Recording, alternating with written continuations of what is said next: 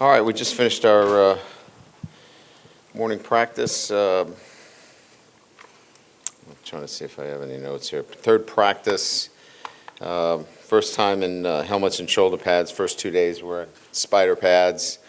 Look, I mean, it's your first day out there, and I'm sure you've got a lot of questions. There's not a lot that I would read into, like who's in the first group, who's in the second group. We're still sorting out, rotations, things of that nature. So, again, I would be, certainly in a position to, give you some information on guys, but, we're nowhere near like this is the group that we're rolling out for the opener against Clemson. So we've got a lot of work to do. This is spring training. This is the first lineup out there. We're moving players in and out. It's going to be a new rotation on Friday, so you'll get a chance to see a lot of different guys.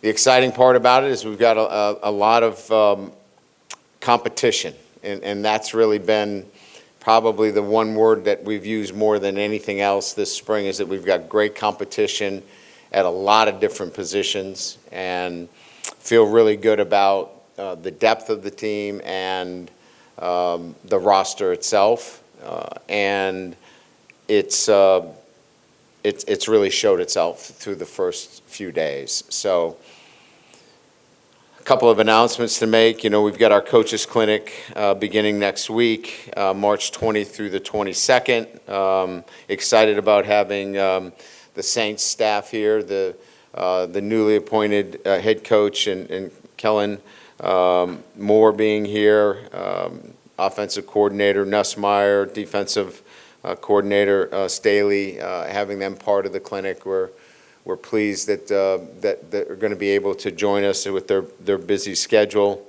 The ULL coaching staff and Tulane coaching staff as well.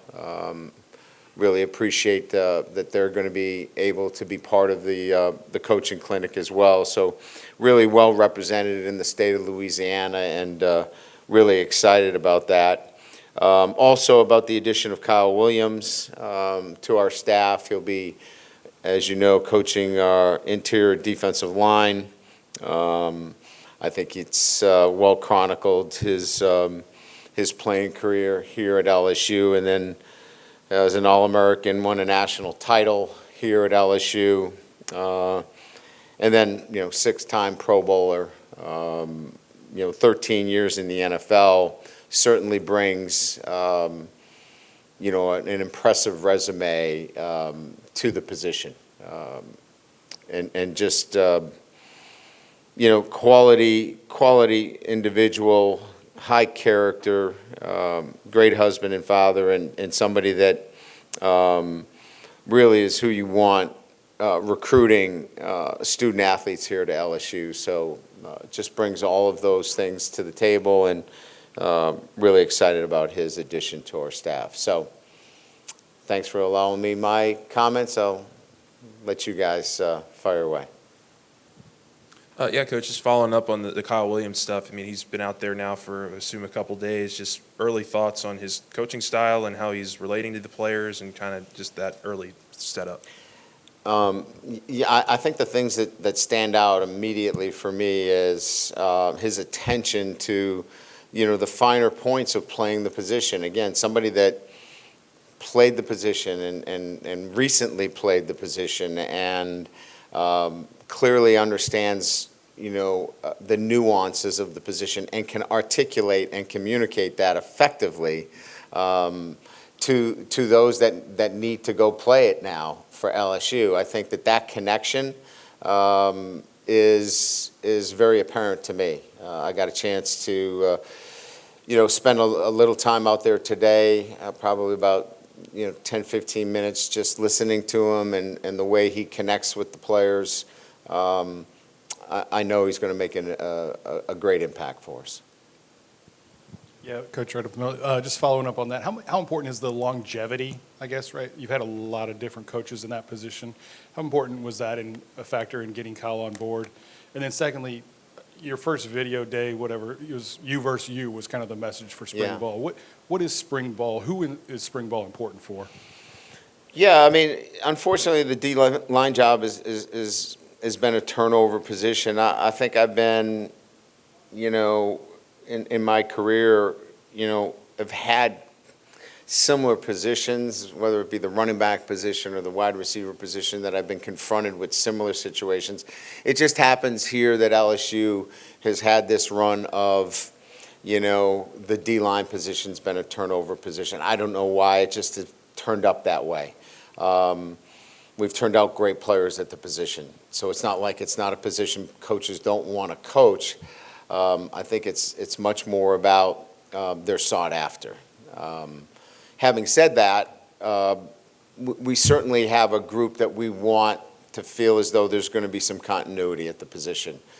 I will say that was part of, the ultimately, when we looked at the candidates, it wasn't, hey, you got to stay here for, 10 years. But we had that as part of, our process. Like, we were looking for some continuity at the position, and Kyle was looking to, settle in. And so that was an attractive match for us from that perspective. There were certainly other things, but that was one of them. When we talked about the mantra for the spring, it was really focusing on the next stage of development for our total prep for our team, right? We just went through this physical preparation of in the weight room for the last 7 weeks, and the conditioning element. The next element for us was really honing, the football skills, right? The technical skills, the tactical skills, and that really falls on the individual, right? I mean, he's got to be locked in on that. It can't be, well, I won the drill. Well, okay, you won the drill, but you held them. You won the drill, but, you did things that are not part of our defense or our offense. So it was really about addressing how we develop technically and how we develop as a unit, our 11 players playing together on both sides of the ball. So it was really about challenging yourself to rise your level individually within the entire unit, and that means developing your skill and developing it tactically as well. Hey, Coach Kelly. I know you're only 3 practices in, but I want to ask you about Harlem Berry. Played at a Class 1A school, so the competition was a little different than some of these other guys. How important was it getting him in the spring? And should we expect to see a lot of Harlem Berry through the spring and into the fall and getting significant playing time as a true freshman? Well, it's too early to give a, hey, you're going to see a lot of Harlem. But I will say early indications are, I'm pleased with some of the little things that you need to see from a running back. And that is, for example, we run a lot of inside run drill. And that requires, you've got to hit it up inside, and you got to slog it away, and 3 or 4 yards is a good run. Harlem, a touchdown was a good run in high school for him. That was the bar, right? And so you don't know how these guys handle that, right? And it's a change of his mindset. He really clearly understands the running back position is one where sometimes a 3-yard run is a really good run. And we've seen that from him. Today, for example, he had a chance to maybe bounce a play where he really crammed it inside and took the 3 or 4 yards, and it was the right read. You really don't coach those things. You just have a knack for them, or you don't. And so those early indications are really positive. He's got to keep building in the weight room. He's got to build a coat of armor. He's got to get stronger. But it's a nice thing to see when you don't have to coach every aspect of a particular player, and that's Harlem Berry. Hey, Coach, just your early thoughts on Garrett. Obviously, people at that position here have made significant jumps from year 1 to year 2 as a starter. You saw it with Jaden here, obviously. Yeah. Just your early thoughts on him as he leads this team into the season. Yeah, I mean, I think that, it's building, building a relationship with all of his receivers is what we're looking for in that timing. And, he's got some deep threats. He's got some guys that, certainly provide him with a lot of different options from, Nick Anderson with his size, to Barry Brown with the vertical threat. Getting a relationship with even Chris Hilton, who he didn't get a lot of work with last year. It's been really, for me, much more about, getting him as much work with the receiving crew and getting on the same page, and that seems to be coming. And I think what we'll see is a quarterback that comes through the spring and just feels really confident with the options that he has, and he has a number of different options. Yeah, Brian, your transfers, have any of them surprised you, or have they shown you some things that you didn't see on film, the new guys?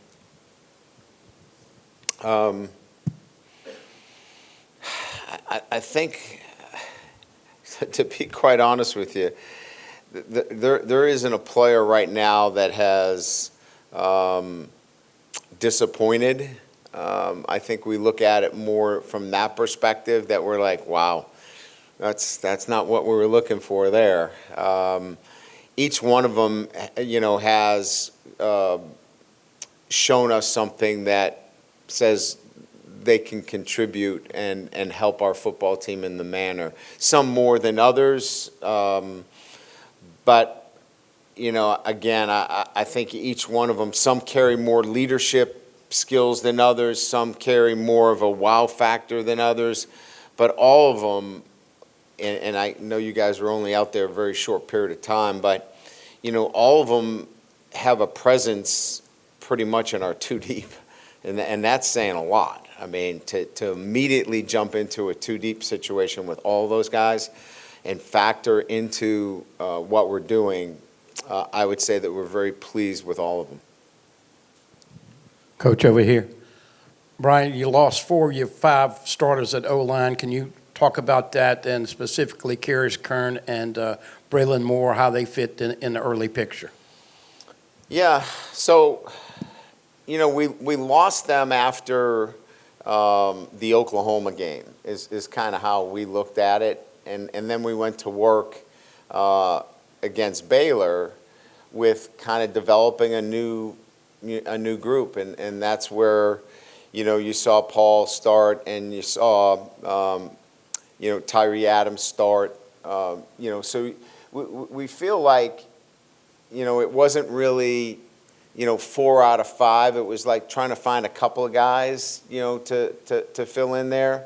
And, I think Braylon's done a nice job early on. Karius Kern, Solomon, both of the freshmen have done a really nice job. I think they're, both of them are physically able. They've got to be able to take the next step in terms of learning, the offense. But they're going to be really good SEC players. The bar here is pretty high, right? Everybody's thinking, do you have Will Campbell and Emory Jones? I'd like to say that we have those every year, but that's probably not the case. These are really good players that in time are going to help us. I think Weston Davis is doing a nice job. I think we're gonna rely on the guys that got a lot of work for us last year. DJ Chester's gotten a lot of work for us. We'll see where that all ends up. But I think there's enough, experience with young players that we're going to put together a really good offensive line. Hey, Brian, just wanted to ask about quote-unquote injury report? Where some of the guys stand? What can you share? Well, I mean, Weeks and Perkins would be probably the two guys that you're referring to. They're both moving around. They're very active in our, progression of their rehab, if you will. They're both going to be ready for our June training and fully cleared. So, that gives them the whole month of June and July prior to coming into camp. So they'll have no restrictions going into camp. So, a good 8 weeks leading into camp. We feel really good about it. Those are probably the two, big ones, I would say. Am I missing anybody in terms of injury? Who else? Guillory's made really good progress the last probably 2 or 3 weeks. He was probably a little bit behind, but he's made some really good progress. He'll be in a position to be fully cleared too for our June, and I think that's what we're looking at with the injuries that we have.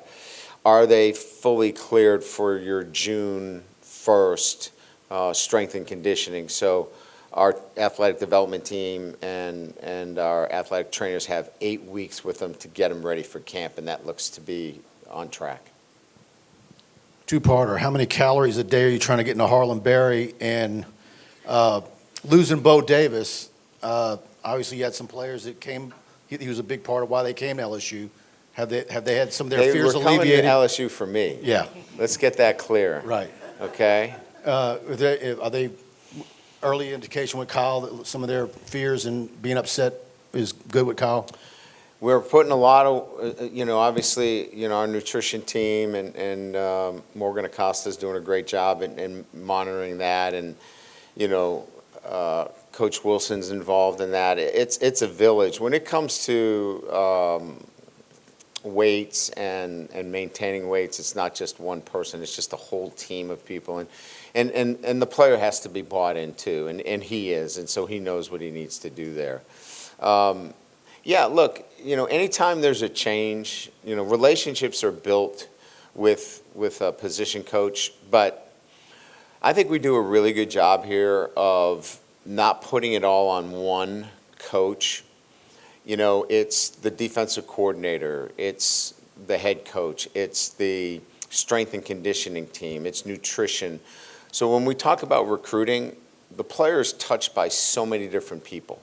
And I think that's important in recruiting. If you're going to a place just for one person, you're making a mistake. That doesn't mean you don't have a lead recruiter and you have a relationship with them. But if that's the only reason why you're going to a particular school, coaches leave. Coaches move on.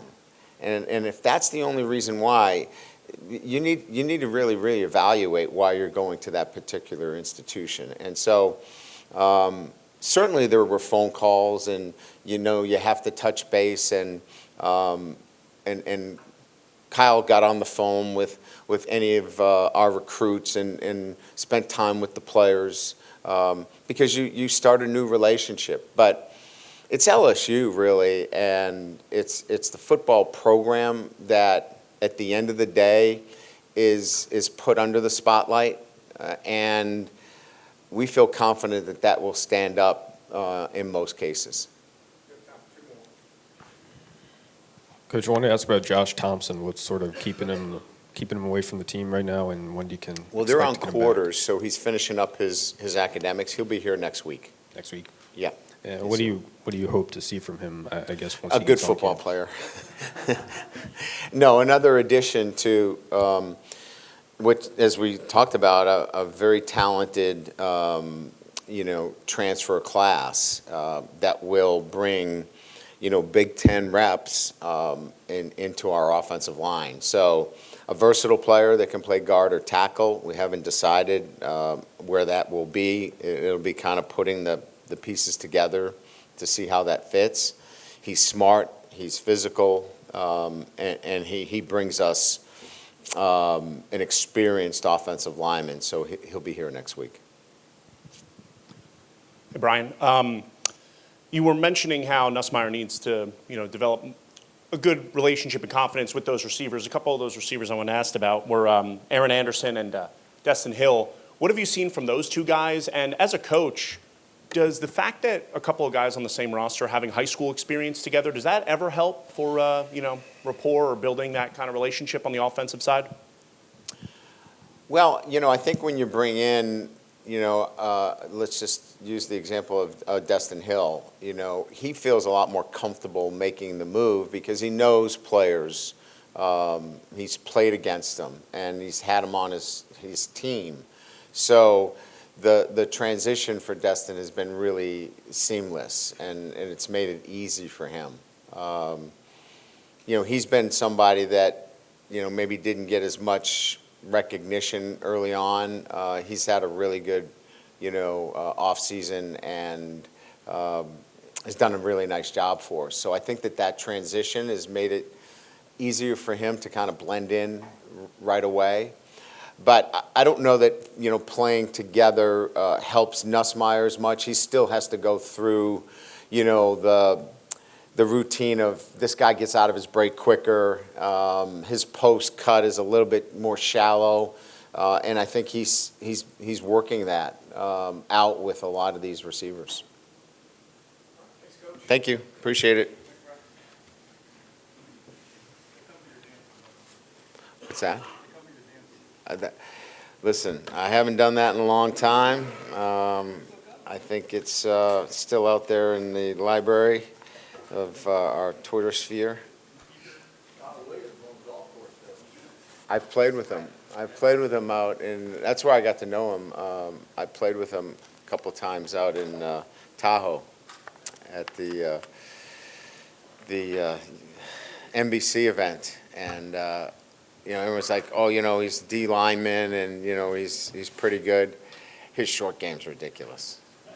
I was like, a D lineman with hands like that? Oh, my God. He's pretty good.